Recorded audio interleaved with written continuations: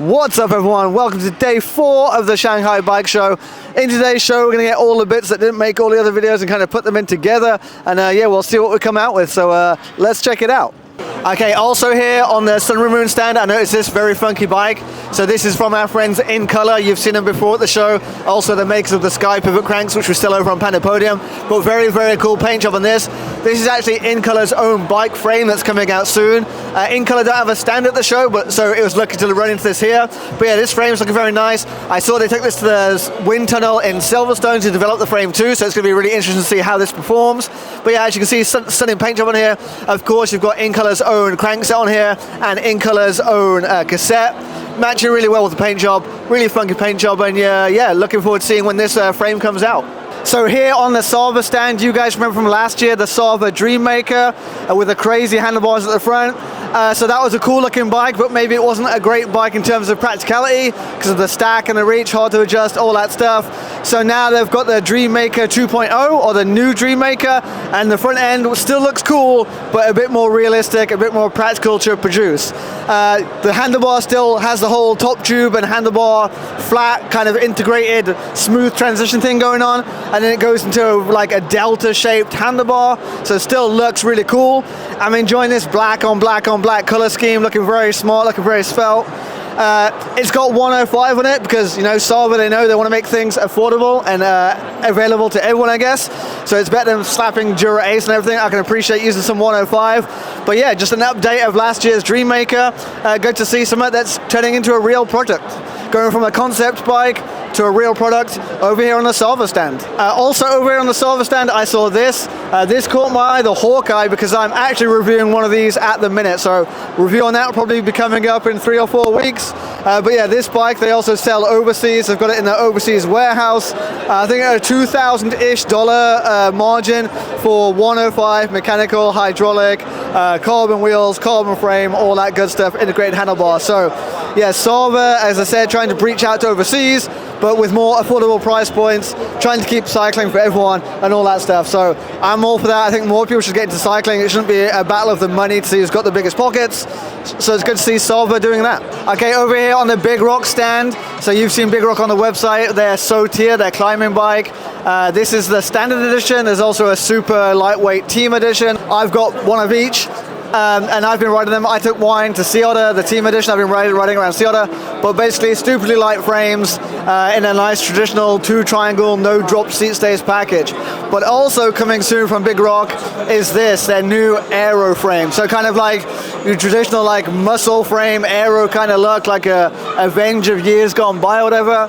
This thing also, no couch potato, a pretty light frame. Final weight's not released yet because not quite ready for sale yet, but when it is, that'll be up on pandapodium.cc too. So there's also a guy over there painting one. We'll have a look at him painting one up in a minute. But yeah, a nice looking, just, you know, nothing special, but certainly strong, which is actually their slogan. Not necessarily special, but certainly strong. Okay, over here on the BIGROCK stand, this thing is crazy, this work of art. This guy has been working on this for a month now. This guy's name's Apeng. I think he's one of the designers over at BIGROCK. And yeah, he's just working on this. It's been a month in the making. You can see this thing is very, very intricate, but it's got a theme to it. So this is themed about Shanghai. Obviously, this is the Shanghai show. On this side, we have traditional Shanghai. So we've got some of the traditional landmarks around Shanghai, as well as Shanghai's the city flower of Shanghai, and some parts of Shanghai history and mythology. But then on the other side of the frame, I'll show you in a minute, we have some of modern Shanghai, so the new Shanghai Financial Center and some of the more modern aspects of Shanghai. So yeah, very cool. Obviously this is not going to go into production because taking a month to do each frame is not very practical. But yeah, very interesting to see this guy going through and just seeing this work of art come to life in front of your eyes. Very impressive. Another frame from BIGROCK coming soon, a gravel frame. So yeah, BIGROCK are really pumping these out these days. Nice prices, good quality. We QC all of the big frames that come into us, and at the moment we've not found any that have any problems. We can't say the same for every brand that comes in. But yeah, BIGROCK, so far really dependable lightweight frames. This is the gravel one. Also looks like it would be a good option for a nice lightweight gravel build. And yeah, coming to Panda Podium soon. So today's coverage is brought to you by PandaPodium.cc. If you guys don't know, PandaPodium.cc is my website where I go around, find all the best bike products in China and put them on the website for you guys to buy. So if you've not been there before, make sure you check out PandaPodium.cc. Yeah, link in the description. So the past few days, people are asking in the comments for more mountain bike stuff. So I found this. It's a brand called OG-EVKIN. I know actually this brand from Trace Velo. I know he's done some videos on their road bike stuff, so he's had good luck with that. But yeah, these guys, they have all of their own designs for stuff. This is their mountain bike with a solid fork, cross country, something. But one thing that stood out was a handlebar. So they've got this all-in-one mountain bike handlebar, which they say is using an EPS inners to keep the insides nice and smooth and obviously nice and light as well. But yeah, so they mostly focus on their accessories, but also now branching out to frames and wheel sets. But yeah, if you want some mountain bike accessories or some mountain bike frames, check out OG-EVKIN. Okay, so here on the RideNow stand, like a big thing about RideNow is sustainability, environmentability, all that good stuff. TPU tubes are a lot better for the environment than butyl tubes, especially because the TPU tubes, you can reuse, recycle, upscale, downscale, whatever the kids call it these days. As you see here, this saddlebag is made from reused, recycled TPU inner tubes. So super interesting design. Obviously you've got a TPU tube that's been patched a few times, it's beyond its life. You want to give it a new life, turn it into a saddlebag. So yeah, a cool thing that RideNow are doing. And I think it looks pretty neat as well. Obviously you got the boa style dial on here. Yeah, attach it, reattach it, close it up, all that good stuff. Obviously you can put your TPU tubes in your TPU saddlebag, so yeah, a cool little design.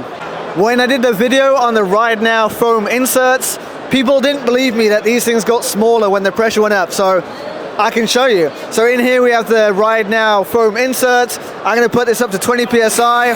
As you can see, boom, it goes a lot smaller, so you'll still have air in your tire, you'll still have the cushion reel. And when you do lose pressure, that's when it's going to expand, that's when it's going to protect your rim, that's when it's going to stop your tire from falling off the hooks.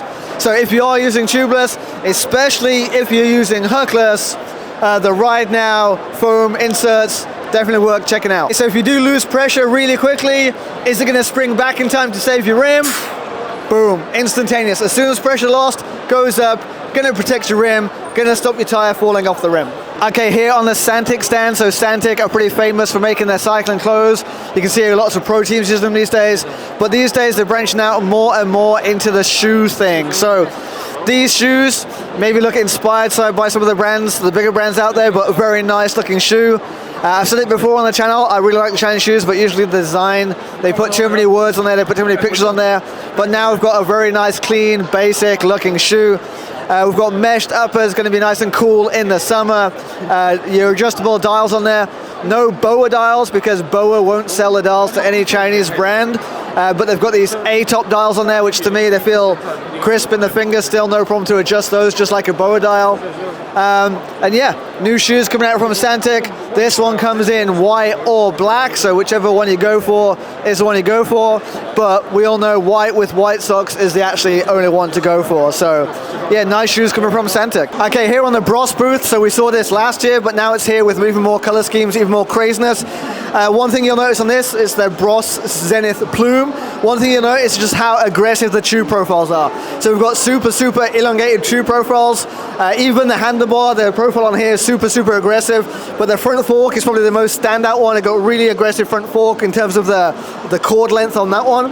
Also the cord length on the seat stays, as you can see, super long on there as well. So yeah, nice new color schemes. I'll show you in a minute with some B-roll. But yeah, the BROSS Zenith Plume is all the rage apparently. Also on the BROSS stand, I noticed this, a gold leaf version of the Zenith Plume. Yeah, I don't dare to ask how much this costs, because that's real gold leaf on there. And obviously with these super thick tubes, you need a lot of gold leaf to cover it as well. So yeah, super cool paint job, a helmet to match it looks like. And yeah, do you want a gold bike? Check out the BROSS Zenith. Here on the Rassine booth, if you have a team or if you have 8 bikes for some reason you take around, they've got you covered. So this rack here goes on with suction cups, so easy to install, Can take 8 bikes and you don't even need to take the front wheels off. So perfect for a team or perfect for a race, obviously.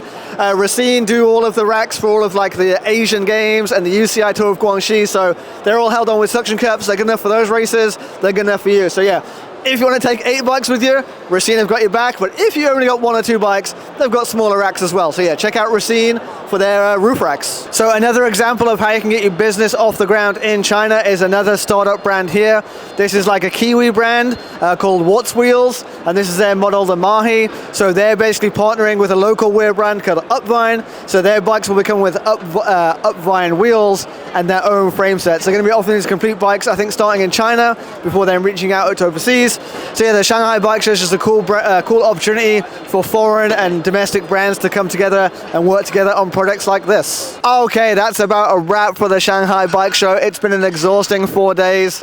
But I hope you guys saw some cool stuff you liked. And maybe I'll do a show to kind of wrap up everything we saw or anything, because there's a bit too much to take in.